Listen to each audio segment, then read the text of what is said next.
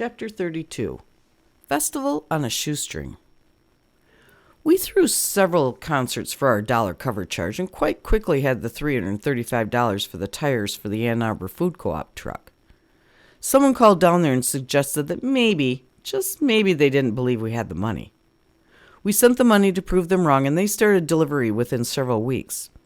We were pretty impressed with ourselves and started looking around for other projects. Don introduced me to a couple named Deneen and Craig. Sitting around one night, Craig suggested we start a music festival.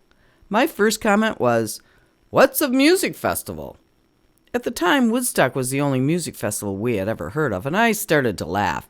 We didn't have nearly enough money for that, nor did we have property or backing. But everyone else thought the idea held some possibilities. We had just succeeded in buying tires for the food co-op and gotten that up and running, so why not try? We decided to organize more mini concerts at the Blackstone and gather some more money. The owner was game and suggested we could occasionally use the upstairs bar. Oh, what a great idea. We started planning a little larger event. We were always gathering friends or possible friends, and we could pack the bar every night. On one busy night, a friend came into the bar and told us the cops were out front and seemed to be discussing something. It turns out the captain had ordered them to walk through the bar and check it out, front to back. Neither cop wanted to do this. The cops stood there for a while, and then, sure enough, a cop came in the front door and started walking front to back through the long bar. We had no fear like people do nowadays. He got past the pool table, and we started to squeeze him down. Just so many people, sorry cop, and then squeeze some more. He couldn't walk. He started eyeing that back door and we squeezed some more. I think in the process he started to realize we were harmless, but he still wanted out. He had to swim to the back door. By then, someone had warned the smokers the cop was on his way out the back door. Well, slowly on his way out the back door. We laughed so when he was finally gone. The next time the cops came into the Blackstone bar, we were throwing a concert upstairs for the purpose of starting the festival. The upstairs bar was basically a duplicate of the downstairs bar, except where the kitchen was downstairs was a stage upstairs. Over the upstairs bar was a long nude of a woman lying on a fainting couch. That portrait really changed the atmosphere when upstairs. It felt like another world. We packed the place. The owner loved us. It used to be an old man bar, then a biker bar, and now it was packed with young drinkers. The owner could care less what we did as long as we drank the beer and brought in our friends with money in their pockets. This time, when the cops visited, it had more to do with the structural integrity of the building. We were knocking plaster off the ceiling onto the customers in the main bar. Dang, and we had just gotten the party started. They came up the back steps and emerged right beside the stage where Don was playing his banjo. We bought that banjo in Lansing at Elderly Music. Now, all the jokes you hear about the banjo are true. They can be very loud and obnoxious. Don's banjo fit this bill to a T. It had a large silver reverberation unit on the back, so every keystroke was amplified several times. That thing could be really loud. Don never used a microphone for it, and you could always hear it above the other instruments. Well, the cops came up the back staircase and yelled at Don, "Turn that thing down!" Don mouthed okay to the cops and continued to play. The cop came back and yelled at Don again, "Turn that damn thing down!" Don shrugged and continued playing. By now the cop was pissed and walked right up to Don and said, "Turn that thing down!" Don shrugged again, stopped playing, and showed the cop it couldn't be turned down because it was not plugged in. So the cop hollered, "Then stop playing!" The band stopped and sort of slumped like deflating balloons against the back wall. All the fun was gone, and they forced us to clear out the place. But we had collected lots of $1 bills that night, so all was good. Deneen was the point person for booking bands and convincing them to play with us. Craig was full of ideas, too. One problem Deneen endured was the antiquated phone system. We were still living in the world of landlines. The phone company charged you anywhere from 25 cents per minute to the low price of 10 cents per minute. But that was after midnight. Phones were really expensive and added up quickly. Plus, you had to dial the numbers in a rotary phone, which seems easy, but in reality, it was so easy to mess up and then you had to start over. It wore out your finger and caused hangnails. The whole operation could be really frustrating. Add to this the fact that answering machines were just coming into use and we didn't own one and actually had never heard of one. Deneen was a champ to fight through all of these phone shenanigans. The board agreed to buy her an answering machine. She found several bands willing to participate in our music festival. But we needed a way to pay them, and gathering dollar bills at the door of the Blackstone was slow, and we were really busy organizing the next event. We needed to secure some property for the festival, and Craig found a place on M20 just east of Remus. It was a big piece of farmland between a double-wide trailer and behind a huge rock that marked their driveway. The owner of the local tavern put up his parking lot as a bond, and we had the property. Next, Craig thought it was a good idea to get the townspeople involved, so he set up a trip to the Lions Club meeting, and Don agreed to go. The Lions Club members were not impressed or excited. The men basically threw the boys out. Don always told the story of hitting the pavement, but I'm sure this was an exaggeration. But it was true the people of Remus wanted nothing to do with this potential Woodstock. The Lions Club members spread fear throughout the land, and the townspeople decided to close up all the stores and roll up the sidewalk. All but one party store, anyway. Fates. Fates made a fateful leap that day. They stayed open and sold all of their munchies and beer.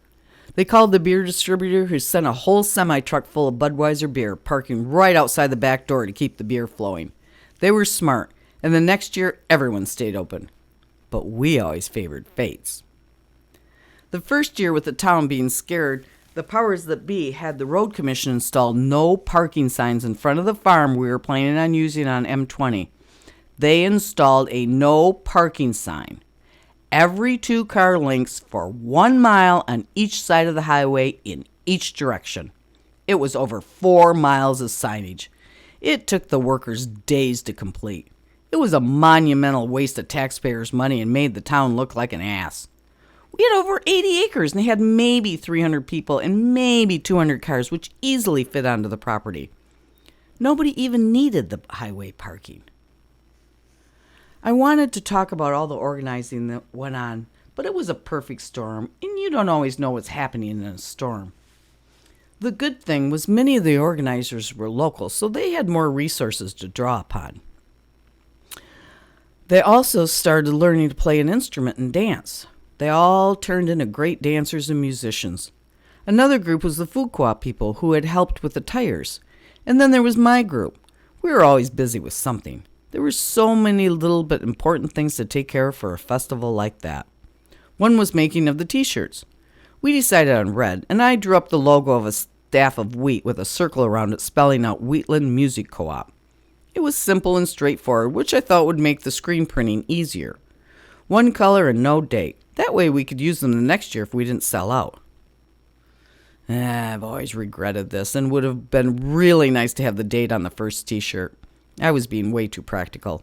Bob and his wife had also joined in the organizing, and he agreed to lead the charge and organize the production of the festival t-shirts. They set up vats of red dye and dyed all the t-shirts. They turned out a lovely shade of barely red, but red they were. Bob and his crew had red arms and hands for several days afterwards. Then they silk screened them with homemade boards, so each t-shirt was printed in the exact spot, or maybe just a little off, but good enough for our first t-shirt. Overall, it was a great success. With school, throwing mini concerts, and organizing Wheatland, I was pretty busy. Busy, but personally getting lost. I wanted to play music, but didn't have the resources, and it was hard breaking into the boys' music scene. I had a girlfriend who was really good on the piano, and they gladly let her play. She couldn't choose any songs, but they did let her play along. She did really well breaking into their circle. I have several factors impinging my memory, and one is a very practical problem from the area. Pitchers. Pitchers were very expensive. I figured out in the mid-1970s that one pitcher cost 85 cents. The reason was the film had to be purchased and then developed. You had to pay for every pitcher, whether it came out totally black or not. Many times the roll would produce half or 3/4 of the prints, and the rest would be some form of failure. Double exposures were common, as well as finding out the roll never advanced at all. But you didn't know any of that until you were had already paid to have the new role developed. All this added to the cost, so pictures were fairly rare. And then, of course, many of my friends didn't have a camera at all. Still, I managed to get a few pictures of all the major events. We developed a friendship with an up-and-coming broadcaster for CMU radio, John Scheffler. The radio station was in its infancy and trying to grow into major markets. Their equipment was basic and the range small, but CMU was committed to having it grow. They needed shows, and John Scheffler suggested they start a show called On Our Back Porch. Yeah, much like the Front Porch series from the NPR National.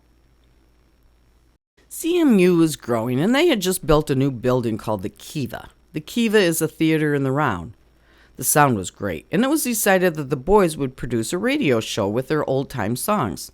That would give the radio station something to play with and use, and it gave us some media coverage, which would help with the $1 bills at the door. All was well, and we prepared the band for the TV show. Everyone put on their cleanest bib overalls and plaid shirts, and everyone wore shoes. Sue was there and probably looked the best. We get to the Kiva early and set up. Jim and Larry Hosner helped with the equipment, and it all went pretty smoothly. We met the MC for the night, and then we were just waiting. Well, hippies don't wait very well. It was decided we would go outside and get warmed up. We probably should have stepped a little further away from the door, but we were in a nice alcove protecting us from the wind. Well, the MC caught us out there warming up. This made him really nervous, and he went to our friend and complained. John was on frazzles, so the show went on as planned. The cameras started to roll, and the MC introduced the members. Don on 12-string guitar, Bert on acoustic guitar, Jim on mandolin, Ken on bass, and Sue on piano. The man had his cards ready and fiddled with them constantly, trying to keep up with the names and the instruments. He had them play a song and then stepped up to interview each of the members. He asked Don the name of the band, and Don said Michigan Fast Movers. He moved on to Jim and wondered what type of instrument he had. Jim replied that it was a mandolin. Old time was a new style of music before disco and after rock and roll. Country was building slowly and fighting to get on the radio. We had old time and bluegrass and sang songs like Old and in the Way, Will the Circle Be Unbroken, and This Land, as well as protest songs and union songs. Not only was the music new, but the instruments were new to people as well. The MC, they were as new as a newborn baby. He moved on to Ken, but Ken was playing a bass, and the man understood a bass, so he didn't embarrass himself too much. Then he got to Sue. These are the years that some people understand women's basic needs for equality, and others could not see their own basic assumptions stood in the way of a woman being a full-blown human being and acknowledging others' accomplishments, even if they were a woman. The man turned to Sue and said, "When are you going to play?" We started to laugh, as she had just played the first song and was an integral part of the production. She didn't know how to reply without making this gentleman look stupid. She did say, "Well, I did just play that song," and he had to laugh and try to move on. Then he asked, "What's it like being the only one not playing a stringed instrument?" She had to explain to him that a piano is a stringed instrument. We were trying not to laugh, but little smirks escaped. Then to top it off, he asked her what it was like playing with all the boys. "Isn't that hard?" he said. By now, all she wanted was for the spotlight to be off her. She said it was okay. The implication was strong that the real question he wanted to ask was, "How do you keep up with the boys?" At that point, the MC dropped his notes, and they flew all over the place, and he couldn't even get them picked up. He continued to show his lack of musical knowledge when he moved on to Bert and asked him what he was playing. Bert told him it was an acoustical guitar. The MC proceeded to ask him why his guitar was called an acoustical instrument. By that point, we were holding our sides, trying not to ruin the taping of the show. Finally, the interviewing was done, and the band played several more songs and wrapped up the show. The boys in the booth were happy. The boys played flawlessly, and if they hadn't freaked out the MC in the beginning, it would have been a perfect show. Recently, John acknowledged that this show started him down a 35-year career from which he is just retiring. His years of hard work allowed him to move to Tequamanon Falls with his wife, Dawn, for their retirement. Don and his friend Hans did another show and it went better, but maybe someday we can find the old tapes. The second problem I had with my memory is just life was moving too fast in an unfamiliar world. I was having fun for sure, but I was feeling more lost every day. At first, it was fun to move every semester sooner if we could save $20 a month, but it was adding to my feelings of floating around. I was a farm girl, and having a constant something would be nice. We were planting wheatland seeds during the springtime that we would be harvesting in the fall, so I hung my hat on that for the summer.